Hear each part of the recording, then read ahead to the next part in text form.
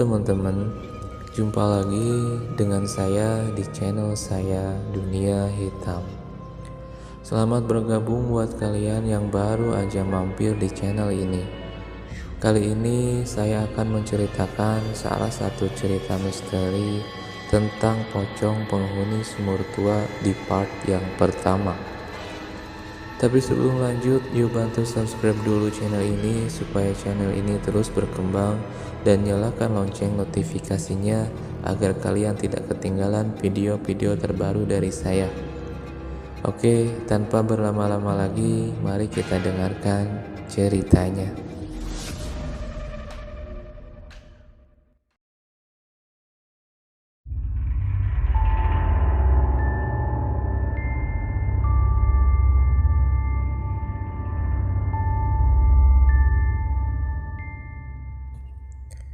Namaku Siska, gadis 16 tahun dan seorang remaja yang bisa dibilang kurang bisa menikmati masa remajanya dengan normal.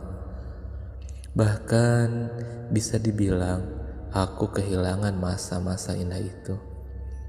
30% waktuku aku gunakan buat belajar di sekolah, sedangkan 70% lainnya aku gunakan untuk membantu ibuku. Ya, ibu tiriku, Muriati, yang super duper galak. Dia bekerja sebagai tukang jahit, dan aku bertugas mengantarkan jahitannya yang sudah selesai dikerjakannya. Walau galak, dia tak pernah kejam seperti di sinetron-sinetron. Tidak pernah memberiku makanan basi, tidak pernah mencambuku, dan hal-hal sadis lainnya. Aku menyebutnya galak karena hampir tiap hari aku tak luput dari omelannya. Selalu saja ada yang tidak berkenan di hatinya, sehingga aku didampratnya.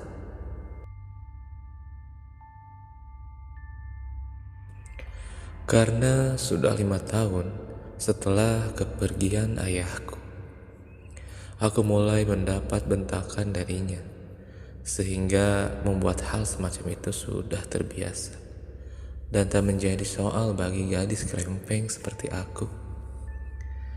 Aku juga mempunyai saudara tiri yang usianya sama denganku, namanya Gwen. Dia juga satu sekolah denganku. Dia kujuluki Ratu Pesolek karena setiap menit dia selalu nampang di depan kaca dan berdandan. Koleksi baju-bajunya juga segudang, belum lagi aksesoris dan semacamnya. Karena dia anak kandung dari ibu tiriku, wajar Gwen menjadi anak kesayangannya. Karena pernikahan dengan ayahku tak memberikan dia keturunan selanjutnya. Hampir tiap hari kami selalu bertengkar. Ada saja masalah yang kami ributkan. Nampaknya dia seperti ingin menyingkirkanku dari rumah tempat kami tinggal. Belum lama ini dia membuatku dimarahi habis-habisan oleh Pak Kepala Sekolah karena memecahkan piala kejuaraan cheerleader yang sebenarnya Gwyn lah yang mendorongku sehingga mengenai piala tersebut. Jika dihitung-hitung, ada semiliar lebih kejahilan yang dia lakukan kepadaku. Walau demikian, aku tak ada niat untuk membalas kelakuannya. Hal itu malah akan membuatnya semakin girang. Soalnya tujuan dia melakukan hal-hal itu adalah untuk membuatku marah. Namun aku gak mau dia merasa sukses. Jadi setiap dia jahil, aku cuek saja.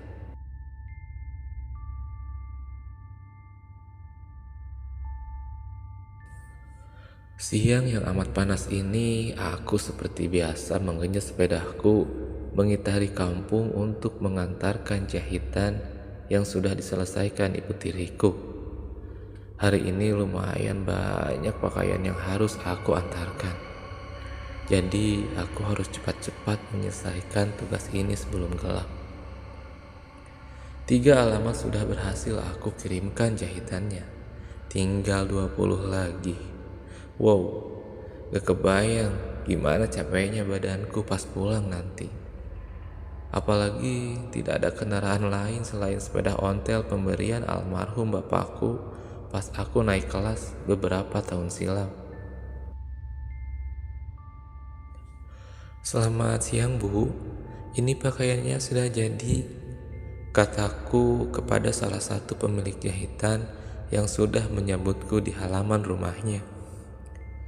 Mukanya tampak girang setelah dia melihat jahitan ibuku yang sesuai dengan harapannya. Ibu gendut, aku biasa memanggilnya, karena postur tubuhnya yang memang seperti itu.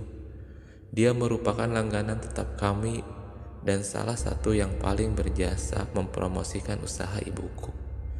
Ya, sebagai tukang gosip, dia banyak membicarakan hasil jahitan ibuku yang memuaskan kepada teman-temannya.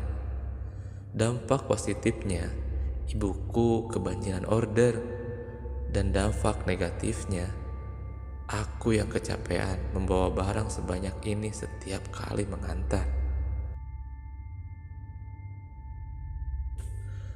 Setelah uang aku terima, aku langsung bergegas melanjutkan rute selanjutnya.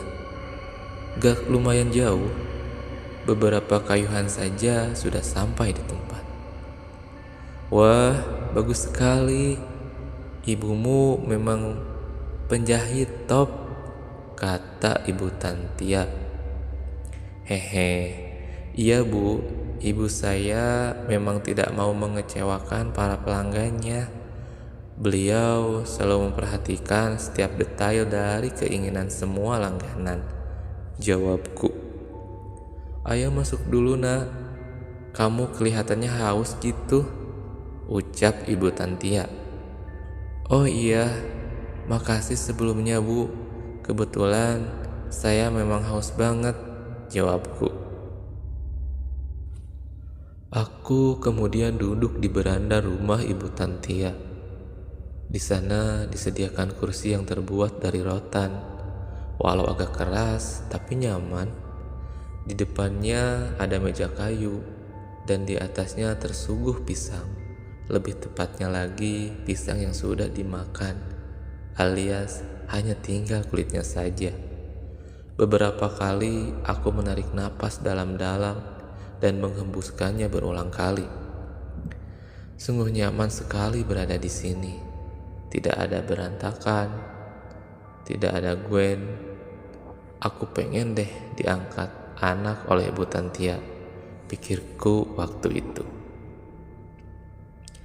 Beberapa saat kemudian, ibu itu kembali sambil membawa minuman dan sedikit kue kering. Makasih loh Bu, jadi merepotkan, ucapku. Ah, hanya air putih sama kue kok. Lagian sekalian kamu komentari gimana kue buatan ibu, ucapnya. Enak banget Bu. Saya gak pernah makan kue seenak ini sebelumnya. Swear deh, hehehe, jawabku jujur. Mendengar pujian dari mulutku, Ibu Tantia tersipu-sipu malu, seakan membanggakan diri dan dalam hatinya mungkin berkata, jelas dong, saya ini kan jago masak. Setelah aku habiskan beberapa potong kue dan berterima kasih, aku bergegas mengayuh sepedaku dan melanjutkan mengantarkan jahitan selanjutnya. Rasa bosan mulai menggelayuti pikiranku. Ingin protes kepada ibuku, kenapa hanya aku yang melakukan tugas ini? Kenapa tidak gantian dengan Gwen? Tapi pasti protesku akan disambut 1000 omelan, cacian, dan bla bla bla bla. Apa aku buang saja semua jahitan ini ya? Kemudian aku kabur dan mencari pekerjaan lain. Tapi kerja di mana? Gadis seusiaku ini paling-paling jadi wanita penghibur. Beberapa meter sebelum aku sampai di rumah Ibu Lasmini, tempat aku mengantarkan jahitan selanjutnya, aku melewati sebuah rumah tua. Hampir seluruh bagian terbuat dari kayu yang sekarang sudah nampak usang.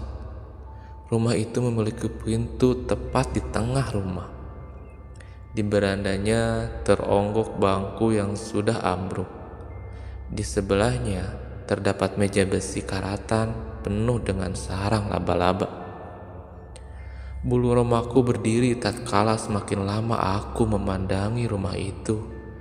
Apalagi di kanan kirinya hanya ada lahan kosong. Sisanya adalah pepohonan yang masih hijau. Tak sanggup aku membayangkan jika harus melewati tempat ini malam-malam. Rumah tersebut berada di pojokan jalan, sehingga saat aku melewati tikungan, aku bisa melihat bagian belakangnya yang tanpa pagar. Ada sebuah bangunan yang sepertinya itu adalah sumur. Ya, sumur yang masih tradisional. Lumayan besar, namun sudah tertutup lumut dan tumbuhan yang menjalar. Sedangkan di samping sumur tersebut berserakan batu bata bekas bangunan yang telah ambruk. Mungkin itu adalah bekas kamar mandinya.